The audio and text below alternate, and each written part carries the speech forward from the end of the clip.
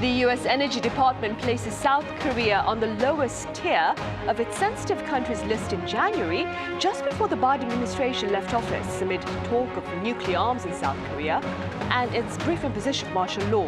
We have more on Press Perspective today.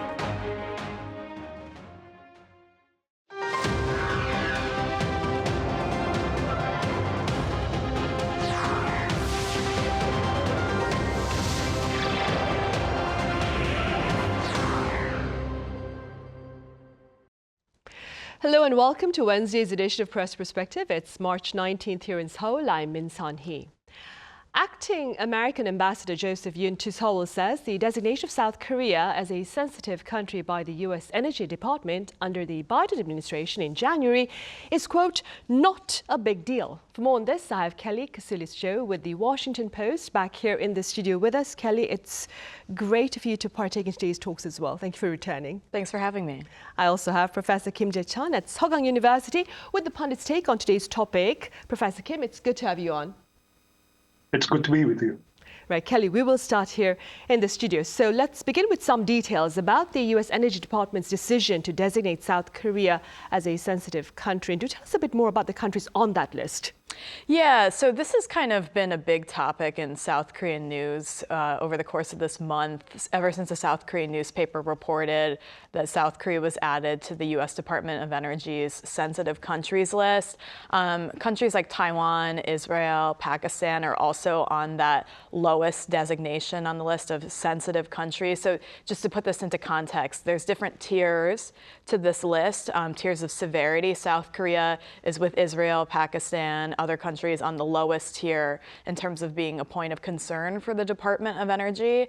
On the highest tier, we have countries like North Korea and Iran, and somewhere in the middle, countries that are deemed a risk, so to speak, are China and Russia. So that just puts us a little bit into context about how concerned the Department of Energy allegedly is about South Korea. Now, why is this newsworthy? It's the first time that South Korea is known to be designated on this list at all. And I think in South Korea, a lot of the talk about this has been kind of speculation as to why now. Why is this happening? And so we see a lot of news scoops in Korean newspapers fishing at essentially, is there a reason for it? Is it diplomatic in nature? Is it that South Korea is a national security concern to the United States? And we'll talk a little bit about that later. Right. In fact, before we touch upon the implications of being on that list, Professor Kim, what do you believe drove this decision? Well, I trust the official explanations provided by both governments. The U.S. Department of Energy, DOE, confirmed that this incident involved the mishandling of sensitive technological information, the leakage of critical tech information, to be more precise. So according to the official explanation, this contract employee of the DOE was apprehended while he was attempting to travel to South Korea with information related to nuclear reactors.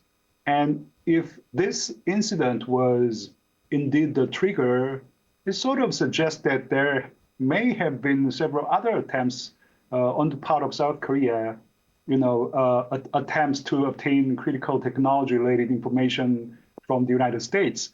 The U.S. maintains very stringent measures to protect its critical and indigenous technologies. So attempts by Korean researchers or government personnel to acquire such information through illicit means constituted a severe breach of trust.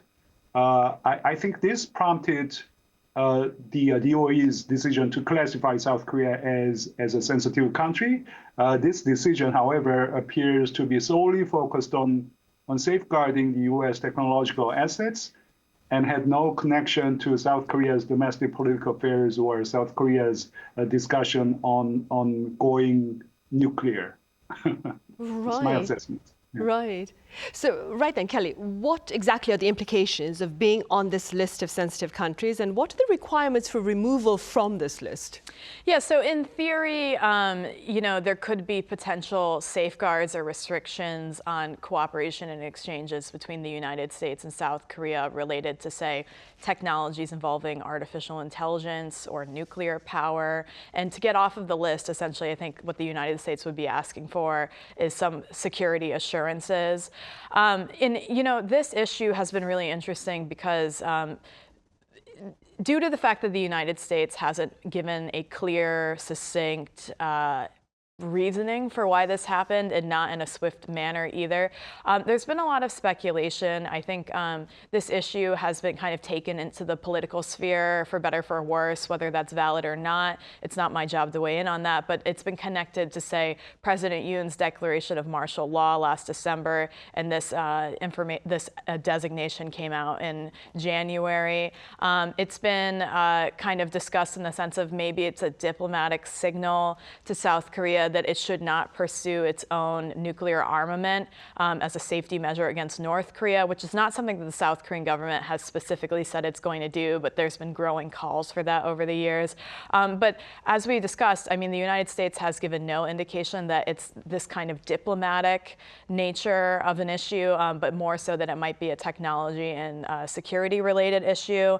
In fact, according to Yonhap News, which is a semi-official government agency, the Department of Energy had said to them that there are no new restrictions on bilateral science and technology cooperation with South Korea, and that Washington looks forward to cooperating with Seoul. So again, why is this such a concern? I think as a journalist here for the last 8 years, anytime there's some kind of perceived slight or change in a negative way between the U.S.-South Korea relationship, it creates a lot of concern in the political realm as well as among the everyday populace. South Korea, I think, puts a lot of its political and national identity on its close partnership with the United States. And on both sides of the political spectrum, generally speaking, South Koreans don't like when it seems like the relationship is going in the negative direction, so to speak. Right. And Professor Kim, as you mentioned, there are quite a number of pundits here who believe the designation comes amid the growing talk of South Korea possibly arming itself with nuclear weapons. That being said, Professor Kim, what are your thoughts on the idea of South Korea developing a nuclear arsenal? Well, first of all, I think we'll have to put that South Korea's nuclear discussion into perspectives. I mean, we'll have to recognize that North Korea is openly threatening the first use of nuclear weapons against South Korea. North Korean leader Kim Jong-un is the grandson of Kim Il-sung. Kim Il-sung was a North Korean leader who launched this all-out war against South Korea some 7 years ago. Now Kim Jong-un is boasting that North Korea can unify South Korea through nuclear weapons.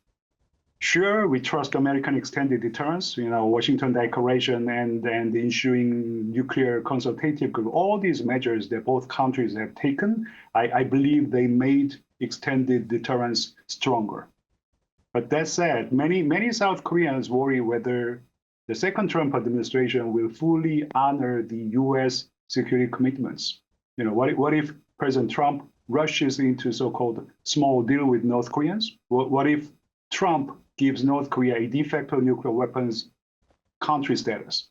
And then globally, the American alliance system shows sign of strain, to say the least. And the Europeans are exploring their own nuclear options, nuclear sharing options with the Americans. So against this backdrop, I think it's quite natural for South Korea to contemplate a range of alternative security measures, including possibility of its own nuclear capabilities. Right. And Kelly, North Korea, for its part, earlier this week, rejected fresh calls by the G7 to abandon its nuclear ambitions. Do tell us a bit more about this latest display of defiance by North Korea.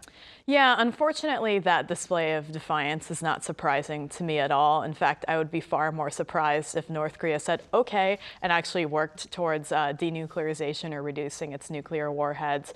So essentially, I think to give some context to this issue, North Korea, as in a global geopolitical security issue has kind of more or less been put to the side during the pandemic. And, when North Korea was in lockdown, it expelled a lot of its foreign diplomats and aid workers, or they left voluntarily because conditions were so unideal, and hasn't really let any of them back in, or many of them back in. And so we're dealing with a North Korea that in many ways is more opaque than ever. I used to be a managing editor at NK News, and I remember some people in the diplomatic sphere saying basically everything that they know about North Korea is coming from places like NK News, and everything that we as journalists know about North Korea at this point is quite compromised by the fact that there are not so many sources on the inside. So on the backdrop of dealing with a North Korea that is more opaque than it has been in recent years, of course, we see this call again for them to abandon their nuclear program or to stop developing warheads. The problem with this is that, historically speaking, North Korea's playbook is to continue to improve its nuclear program because that's basically what it's riding its entire sovereignty on. The nuclear weapons are the one thing that North Korea, which is generally a very poor country and not an appealing trade partner, has against the Americans, the South Koreans, and the rest of the world. It's what's keeping the Kim family in power. So historically speaking, any kind of progress we've made internationally on maybe getting North Korea to dial back some of its nuclear developments have been based on step-by-step assurances. So, the US or South Korea doing something to show goodwill, and then North Korea returning that and getting closer and closer in that sense. And we've seen not much success at the end of the day in those very kind of slow, drawn-out measures. And so, just to, conclude this, I think North Korea kind of gave the answer themselves. Their foreign ministry said that nuclear armed forces will exist, quote, forever as a means of powerful justice and defending the sovereignty of the state.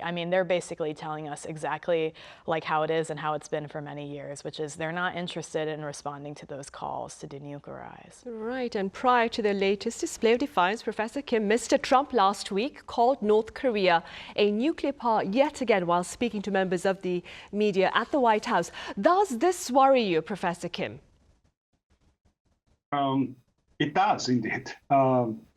So far, if my memory serves me correct, the second Trump administration has reaffirmed at least 3 times or 4 times that its policy objective is complete denuclearization of North Korea. That said, many South Koreans are still concerned that President Trump may not feel bound by that principle. We worry, to be honest with you, that President Trump could be largely on his own when engaging Kim Jong-un, to jumpstart summit diplomacy with Kim Jong-un. President Trump may promise granting nuclear weapons country status to Kim Jong-un, as I said before. Who knows really? To Trump, in my personal opinion, managing North Korean nuclear threats is probably the most important priority. So that's why President Trump wants to stay in good terms with Kim Jong-un. As long as you get along with Kim Jong-un, North Korea's nuclear weapons do not really pose direct threats to the United States. That, I think, is the reason why President Trump wants to sort of restore friendship with Kim Jong-un. Right, and stay with what Professor Kim has just said. Quite a number of foreign journalists here in the studio this week, Kelly, actually spoke about how this reference might simply be an art of persuasion by Mr. Trump to get Kim Jong-un back to the negotiating table instead of a dramatic shift in strategy or North Korea policy. What are your thoughts? Yeah, it's really hard to tell. I think when Trump is speaking about foreign policy lately and throughout his previous presidency as well, there's often confusion over whether it's just an off-the-cuff remark in the moment or whether it's a highly calculated statement. Trump is certainly known for floating ideas in the public and then seeing whether or not they stick. He's also kind of known as a bit of a political wild card. And as Professor Kim noted, he said what he said, and then meanwhile, the White House and other officials have come to say that, the United States is still committed to the idea of complete denuclearization. And so for people who don't watch this issue on a daily basis, a lot of the focus on the semantics here is, does this suggest that President Trump is now willing to accept that North Korea has some nuclear arms and wants a reduction in them? Or are we still pursuing that North Korea will get rid of all of its nuclear arms, of which we know it has at least 50, right, according to the Arms Control Association this past January? So it's hard to say. He does tend to break from his officials or kind of change his tune after making public statements and conferring with them later on. I think another reason why it's hard to determine how serious he is and whether or not he's trying to calculate some kind of art of the deal is that he has shown that he is certainly willing to build relations with Kim Jong-un through flattery. I believe he called him a close friend still, or said that they have a good relationship. He is someone who is known to be a deal maker who cares less about who he's making a deal with and more about whether or not he is producing a deal or creating the illusion of producing a deal to the American people. And he did really break from kind of long-standing U.S. foreign policy on North Korea in engaging in these summits back in 2018 and trying to, meet with Kim Jong-un without any concessions beforehand. And so it's just honestly really hard to tell. And then meanwhile, we're dealing with trade wars, Israel and Gaza, Russia and the United States. And so it's also unclear whether or not North Korea is going to be a priority in the coming months, whether or not he's been making statements recently. Right. And Professor Kim, here, given our prolonged political paralysis, concerns continue to mount about the possibility of South Korea being sidelined in efforts to re-engage with North Korea. How does South Korea, Professor Kim, seek to remain relevant in shaping perhaps Washington's policy on North Korea? Well, I guess there is really no magic formula here. I think we'll have to utilize all the available resources and to mobilize every possible channel to communicate with Trump and his inner circle people to exert some influence. I think we have to consistently emphasize that giving nuclear weapons state status and lifting the sanctions amount to appeasement policy. If we look back at the history, appeasement policy has always failed, always backfired. So in my personal opinion, when it comes to North Korean policy toward North Korea, there's no such thing as good policy. Your policy choice should be between the worst and the worst policy. And the worst policy is appeasement, conceding to North Korea's demands, which would undermine regional and global security. And the worst policy is staying the course, strengthen defense and deterrence and explore opportunities to engage North Korea. This is not very creative policy, not very attractive policy, but still preferable to the worst policy, and the worst policy is appeasement. Right. Meanwhile, Kelly, once the dust, if you will, settles over Korea's political arena, what should be the South Korean administration's broader diplomatic priorities as it seeks trade stability, regional security? Well, what they should be, I'm not so sure, but I can give a sense of what I think they will be focusing on. First of all, I find it interesting that the Trump administration has not taken advantage of the temporary power vacuum that kind of existed in South Korea after President Yoon was initially impeached, or kind of the instability politically that is here right now. To me, that would suggest that maybe South Korea and mucking things up with trade relations and things like that are not on the top of his list, because certainly South Korea is not on the best footing to deal with him right now, and this would be, the advantageous time to have kind of bargaining power over Seoul. With that said, I think the United States will be a top priority when there is, stabilization in the Blue House or in the presidential office, so to speak. Partly because, before being elected, President Trump has said a number of things about South Korea. He's kind of tried to bring them into the fold of this ongoing trade war, at least in terms of rhetoric. He's talked about making South Korea pay for U.S. troops' presence on the peninsula, and a number of other things. I think, for instance, it created such a stir in Seoul when he referred to South Korea as a rich country that should be doing more in terms of the relationship with the United States. So I think making sure that Korea does not get folded into this trade war that's going on with other countries will be a top priority. As you know, North Korea's calculations continue to be unclear, and as North Korea continues to kind of play up nuclear threats, I think Japan might be an area of interest to continue to grow that trilateral partnership, which is something that Yoon sort of controversially has done during his presidency. That might be a point of appeal, just to have kind of a strong counter, especially when the United States is not necessarily going to deal with foreign policy for sure in the traditional format with President Trump in office. And then the other interesting thing that I think will be important is kind of maneuvering relations between Washington and Beijing. Certainly since President Trump has taken office, the adversarial relationship with China and the United States has gotten even more so. And China is a very important trade partner with South Korea. It's also an important partner with dealing with North Korea and making sure that that relationship is somewhat stable. And so kind of walking that tightrope of not upsetting either side and working with both sides as a diplomatic go-between will probably be important. Right.